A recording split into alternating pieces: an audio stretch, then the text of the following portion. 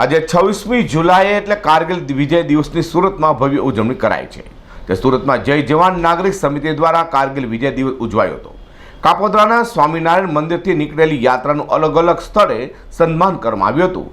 તો મિની બજાર સુધીની કારગિલ વિજય દિવસની રેલીમાં માનું મેરામણ પણ ઉમટી પડ્યું હતું અને ચારો તરફ તિરંગો લહેરાતો દેખાતો હતો. આજે 26મી જુલાઈએ દેશભરમાં કારગિલ વિજય દિવસ ઉજવવામાં આવી રહ્યો છે. ત્યારે રાષ્ટ્રીય સેવામાં હંમેશા અગ્રેસર સુરત શહેરમાં કારગિલ વિજય દિવસની ઉજવણી કરાઈ હતી. કાપોદ્રા ખાતેના સ્વામિનારાયણ મંદિરથી તિરંગા યાત્રાનો પ્રારંભ થયો હતો. આ તિરંગા યાત્રાનું સુરતના અલગ અલગ સ્થાને સન્માન કરાયું હતું. વરાછા મિની બજાર સુધી યોજાયેલી યાત્રામાં અલગ અલગ સ્પોટ પર શાળાના વિદ્યાર્થીઓથી લઈને સામાજિક આગેવાનો અને સંસ્થાઓ દ્વારા સન્માન કરવામાં આવ્યું હતું.